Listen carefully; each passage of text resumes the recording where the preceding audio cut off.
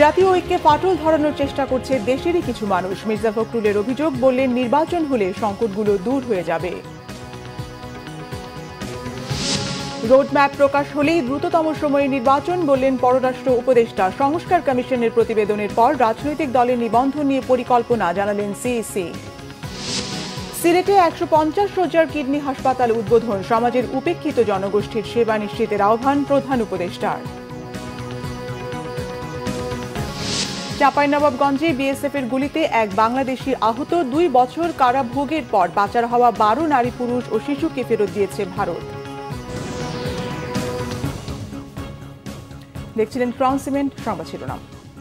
BNP মহাসচিব মির্জা ফখরুল ইসলাম আলমগীর জানান, জাতীয় ঐক্যে ফাটল ধরানোর চেষ্টা করছে দেশেরই কিছু মানুষ, তবে তারা সফল হবে না। কোনো হঠকারিতা নয়, বাংলাদেশকে নতুন করে নির্মাণের স্বপ্ন বাস্তবায়নে ধৈর্য ধরার পরামর্শ দেন তিনি। নির্বাচন হলে সংকটগুলো দূর হয়ে যাবে বলেও জানান বিএনপি মহাসচিব। রিপোর্ট করছেন সিকান্দার রহমান। আমার বাংলাদেশ পার্টি বা এবি পার্টি বিগত স্বৈরাচার বিরোধী আন্দোলনের সময় গড়ে ওঠা এই দলের প্রথম জাতীয় কাউন্সিল হয়েছে রাজধানীর সোহরাওয়ার্দী উদ্যানে। কাউন্সিলরদের ভোটে এবি পার্টির প্রথম চেয়ারম্যান নির্বাচিত হয়েছেন মুজিবুর রহমান মঞ্জু, সাধারণ সম্পাদক হয়েছেন ব্যারিস্টার আসাদুজ্জামান ফুয়াদ। বিএনপি মহাসচিব মির্জা ফখরুল ইসলাম আলমগীর বলেন, গত ১৬ বছর লড়াই সংগ্রামের মূল লক্ষ্য ছিল গণতান্ত্রিক বাংলাদেশ গড়া। ৭০০-রও বেশি নেতাকর্মী গুম, সব মিলিয়ে ২০,০০০-এরও বেশি নেতাকর্মীর জীবনের বিনিময়ে বাংলাদেশ এ পর্যায়ে এসেছে। ভয়াবহ দানবের হাত থেকে রক্ষা পেয়ে এখন বাংলাদেশকে নতুন করে গড়ে তোলার স্বপ্নটা যাতে নষ্ট না হয় সে বিষয়টি খেয়াল রাখার কথা বলেন তিনি। এখানে আমাদের কোনো বিভেদ নেই, কিন্তু দুর্ভাগ্যক্রমে আমাদের দেশেরই কিছু মানুষ তারা আজকে বিভিন্নভাবে এই ঐক্যে তারা কিছু ফাটল ধরানোর চেষ্টা করছেন। আমি জানি সেই চেষ্টা সফল হবে না। আমরা অবশ্যই সম্মিলিতভাবে ঐক্যবদ্ধভাবে আমাদের যে লক্ষ্য সেই লক্ষ্যে আমরা পৌঁছতে সক্ষম হব বলে আমি বিশ্বাস করি। বাংলাদেশকে নতুন করে নির্মাণের স্বপ্ন বাস্তবায়ন করতে ধৈর্য ধরার কথা বলেন বিএনপি মহাসচিব। রাষ্ট্রের সংকট দূর করতে কোনো হঠকারী সিদ্ধান্ত না নেয়ার কথা বলেন তিনি। নির্বাচনটা কেন দ্রুত চাই? এই কারণে দ্রুত চাই যে নির্বাচনটা হলে আমাদের যে শক্তি সেই শক্তি আরো বাড়বে, যে সরকার থাকবে, পার্লামেন্ট থাকবে, অনেক বেশি শক্তিশালী হবে, আর যে সংকটগুলো সৃষ্টি হয়েছে সেই সংকটগুলো দূর হয়ে যাবে। আমরা তো এই কথাও বলেছি যে আমরা নির্বাচনের পরে আমাদের দল থেকে আমরা বলেছি যে আমরা একটা ঐক্যবদ্ধ জাতীয় সরকার করতে চাই, সবাই মিলে রাষ্ট্রের সমস্যার সমাধানগুলো আমরা করতে চাই। রাজনৈতিক দলগুলো অন্তর্বর্তী সরকারকে সমর্থন দিচ্ছে। এখন সংস্কারের পাশাপাশি নির্বাচনের পথে এগিয়ে যাওয়ার কথাও বলেন বিএনপি মহাসচিব। সিকান্দার রেমান, বাংলাভিশন, ঢাকা। রোডম্যাপ প্রকাশ হলেই দ্রুততম সময়ে নির্বাচন হবে বলে জানিয়েছেন পররাষ্ট্র উপদেষ্টা তৌহিদ হোসেন। বলেন, নির্বাচন হলেই কেটে যাবে রাজনৈতিক অস্থিরতা, বাড়বে বিদেশি বিনিয়োগ। রাজধানীর একটি হোটেলে রেমিটেন্স অ্যাওয়ার্ড অনুষ্ঠানে কথা বলেন তিনি। এ সময় সম্প্রতি ডলার বাজারের অস্থিরতার জন্য বিদেশি মানি এক্সচেঞ্জ হাউসগুলোর জোটকেই দায়ী করেছেন বাংলাদেশ ব্যাংকের গভর্নর। বিস্তারিত জানাচ্ছেন মামুন আব্দুল্লাহ।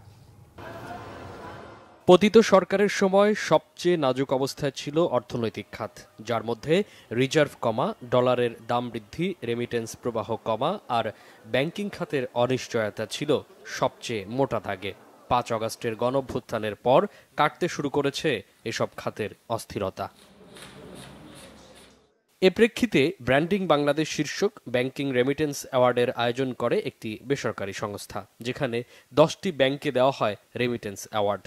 অনুষ্ঠানে বাংলাদেশ ব্যাংকের গভর্নর বলেন, দেশে গেল 6 মাসে বেড়েছে রেমিটেন্স প্রবাহ ও রপ্তানি আয়। সম্প্রতি ডলার বাজার অস্থিরতার জন্য এগ্রিগেটরদের দায়ী করেন তিনি। এই 6 মাসে আমরা ডিসপাইট জুলাই আগস্টের ঘটনা প্রবাহ বাদ দিয়েও আমাদের রেমিটেন্স নেট বৃদ্ধি হয়েছে $3 বিলিয়ন, যেটা একটা বড় একটা অবদান রেখেছে।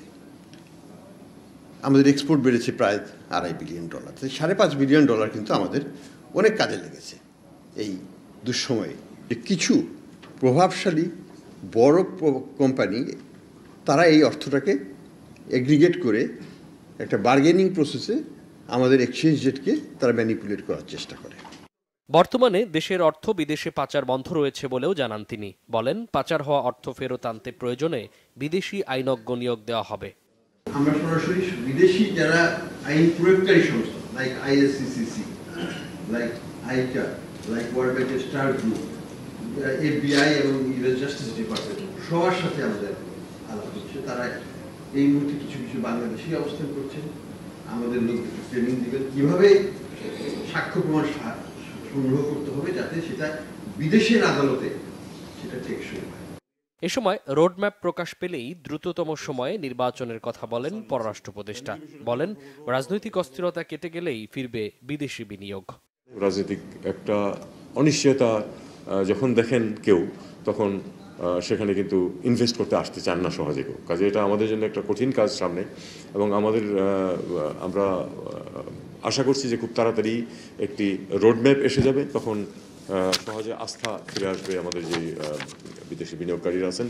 মধ্যপ্রাচ্যের যে পত্রিকাগুলি আছে সেগুলিতে ভারতীয়রা বিরাট ভূমিকা পালন করছে। তাদের প্রচুর এমনকি এডিটোরিয়াল পলিসি নির্ধারণের ক্ষেত্রে তারা ভূমিকা পালন করছে। আমাদের সেখানে প্রচুর সমস্যার সম্মুখীন হতে হচ্ছে যে আমাদের একটা ছোটোখাটো ঘটনা ঘটলেও, সেটাকে নেগেটিভ ঘটনা ঘটলেও সেই খবরটাই প্রাধান্য পায়, পজিটিভটা প্রাধান্য পায় না। এটা ভারতের ক্ষেত্রে ঠিক উল্টোটা ঘটে, কারণ তাদের লোকজন সেখানে ওই অবস্থানে পৌঁছতে পেরেছে। বিদেশে বাংলাদেশিদের রাজনৈতিক বিশৃঙ্খলায় বাংলাদেশের ইমেজ ও ব্র্যান্ডিং নষ্ট হচ্ছে বলে জানান পররাষ্ট্র উপদেষ্টা। মামুন আব্দুল্লাহ, বাংলাভিশন, ঢাকা। সংস্কার কমিশনের প্রতিবেদন দেওয়ার পর রাজনৈতিক দলগুলোর নিবন্ধন নিয়ে নতুন পরিকল্পনা করা হবে জানিয়েছেন প্রধান নির্বাচন কমিশনার AMM নাসিরউদ্দিন। সকালে সিলেট সার্কিট হাউসে ভোটার তালিকা হালনাগাদ ও ত্রয়োদশ জাতীয় সংসদ নির্বাচন উপলক্ষে আঞ্চলিক নির্বাচন অফিসে মতবিনিময় সভায় সাংবাদিকদের তিনি একথা বলেন। এ সময় আওয়ামী লীগের নির্বাচনে অংশ নেওয়া প্রসঙ্গে তিনি বলেন, সময় আসলে দেখা যাবে কোন কোন দলের নিবন্ধন থাকে। আগামী জাতীয় নির্বাচন EVM এর মাধ্যমে হবে না বলে উল্লেখ করে তিনি বলেন, প্রবাসীরা নির্বাচনে অংশ নিতে পারবেন, সে লক্ষ্যে তাদের ভোটার করার প্রক্রিয়া চলছে। এছাড়া একদিনে জাতীয় ও স্থানীয় সব নির্বাচন করা কোনোভাবেই সম্ভব না বলে জানিয়েছেন CEC। এই যে আমাদের যে বিভিন্ন রিফর্মস কমিশন হয়েছে, তো আমাদের নির্বাচনী ব্যবস্থার যে সংস্কার কমিশনের রিপোর্টটা এখনো আমরা পাইনি। তো এই রিপোর্টটা পেলে তারা কি কি সুপারিশ দেয় এগুলো একটু পর্যালোচনা করে, তাহলে হয়তো আমরা সিদ্ধান্তে আসতে পারবো। আমরা অপেক্ষা করছি তাদের রিপোর্টের জন্য। আমাদের কিছু সীমাবদ্ধতা আছে, আমি জানি কিছু সীমাবদ্ধতা আছে, আমরা সেগুলো অ্যাড্রেস করার চেষ্টা করছি। আর যারা দুর্নীতিতে জড়িত ছিল, আমরা মোটামুটি প্রমাণ পেলে কাউকে ছাড় দিচ্ছি না এবং দিবও না। বাংলাদেশে শেখ হাসিনা সরকারের পতনে যুক্তরাষ্ট্রের কোনো হাত ছিল না বলে জানিয়েছেন মার্কিন জাতীয় নিরাপত্তা উপদেষ্টা জেক সুলিভান। তিনি দাবি করেন, ভারতীয় কর্মকর্তারাও মনে করে ঢাকার ঘটনাগুলোর পেছনে আমেরিকার হাত ছিল না। ভারতীয় গণমাধ্যম হিন্দুস্তান টাইমসের এক প্রতিবেদনে এমন তথ্য উঠে এসেছে। সম্প্রতি মার্কিন জাতীয় নিরাপত্তা উপদেষ্টা জেক সুলিভান ভারত সফরে বাংলাদেশ প্রসঙ্গে কথা বলেন। বাংলাদেশের সরকার পরিবর্তনে যুক্তরাষ্ট্রকে জড়িয়ে সমস্ত অভিযোগ সম্পূর্ণ অবাস্তব বলে উল্লেখ করেন মার্কিন জাতীয় নিরাপত্তা উপদেষ্টা। এছাড়া জো বাইডেন প্রশাসনের আমলে গৌতম আদানি ও শিখ নেতা হত্যাকাণ্ড ইস্যুতে ভারত যুক্তরাষ্ট্র সম্পর্কের বিতর্কিত পরিস্থিতি নিয়ে জেক সুলিভানকে প্রশ্ন করা হলে বিষয়গুলো কৌশলে এড়িয়ে যান তিনি।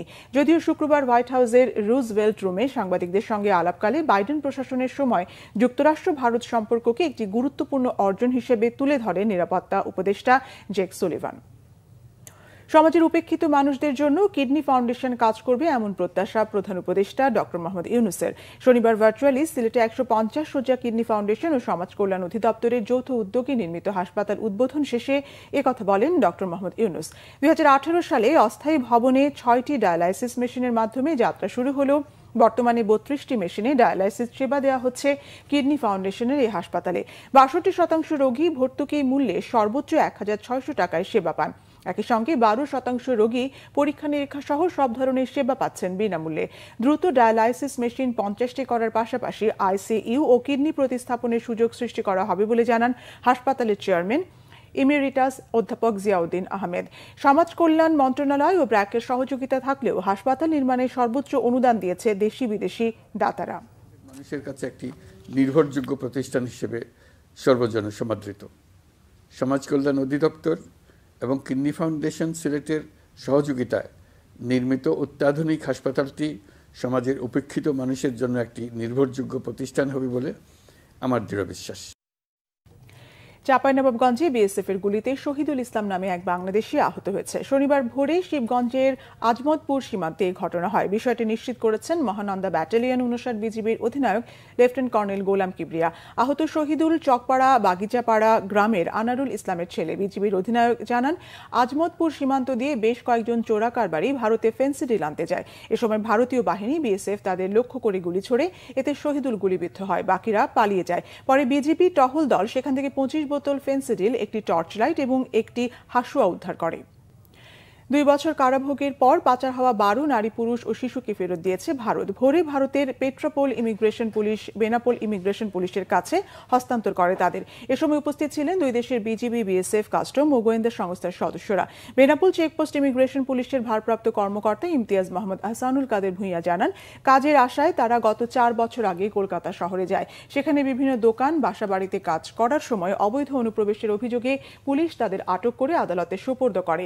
পরে আদালত তাদের ২ বছরের কারাদণ্ড প্রদান করে জেলে পাঠায়। সাজার মেয়াদ শেষে দুই দেশের উচ্চ পর্যায়ের মধ্যে চিঠি দেওয়ার পর বিশেষ ট্রাভেল পারমিটের মাধ্যমে তাদের দেশে ফেরত পাঠানো হয়। তেল, গ্যাস, বিদ্যুৎ ও বন্দর রক্ষা জাতীয় কমিটির সাবেক সদস্য সচিব অধ্যাপক আনু মোহাম্মদ বলেছেন, পারমাণবিক বিদ্যুৎ কেন্দ্র কখনোই গৌরবের প্রকল্প নয়, এটা মানব এবং জীব বৈচিত্র্যের জন্য হুমকি। জাতীয় প্রেসক্লাবে আয়োজিত আলোচনা সভায় আনু মোহাম্মদ আরও বলেন, ভারত বাংলাদেশের সমতার সম্পর্কের কথা বলতে গেলেই ৭১-এর মুক্তিযুদ্ধের কথা চলে আসে। তিনি আরও বলেন, এটা অস্বীকার করার উপায় নেই যে ৭১-এ বাংলাদেশের পাশে ছিল ভারত। তাই বলে সার্বভৌম বাংলাদেশকে কেন ভারতের সুবিধার জন্য তাদের কথা মতো চলতে হবে এমন প্রশ্ন রাখেন তিনি। দেশের স্বার্থ বিকিয়ে দিয়ে আদানিকে সুবিধা দেয়া বাংলাদেশের সাথে ভারতের অসম চুক্তির বিষয়েও প্রশ্ন তোলেন আনু মোহাম্মদ। এ সময় ঢাকা বিশ্ববিদ্যালয়ের শিক্ষক তানজিম উদ্দিন খান বলেন, গত ১৬ বছর ধরে ভারতের অনাচারের ছিটমহলে পরিণত হয়েছিল বাংলাদেশ। তানজিম উদ্দিন আরও বলেন, ৫ আগস্টের পরে পলাতক শেখ হাসিনাকে আশ্রয় দিয়ে ভারত প্রমাণ করেছে বাংলাদেশের সাথে নয়, তারা একটি দলের সঙ্গে সম্পর্ক রক্ষা করতে চায়।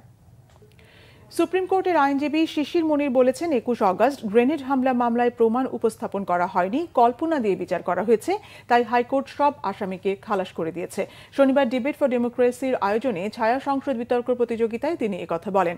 ক্ষমতায় টিকে থাকতে আওয়ামী সরকারের জঙ্গি প্রচারণা নিয়ে এই ছায়া সংসদ বিতর্ক প্রতিযোগিতায় প্রধান অতিথির বক্তব্যে শিশির মনির বলেন, ফ্যাসিবাদের বিরুদ্ধে সবাইকে ঐক্যবদ্ধ থাকতে হবে। ফ্যাসিবাদ কায়েম হওয়ায় মির্জা ফখরুল ইসলাম আলমগীর, ডাক্তার শফিকুর রহমানের মতো রাজনীতিবিদদেরও জঙ্গি হিসেবে মামলায় আসামি হতে হয়েছে। তিনি বলেন, ২১ আগস্ট গ্রেনেড হামলা মামলায় আন্দাজ, অনুমান এবং কল্পকাহিনী তৈরি করে বিচার করা হয়েছে।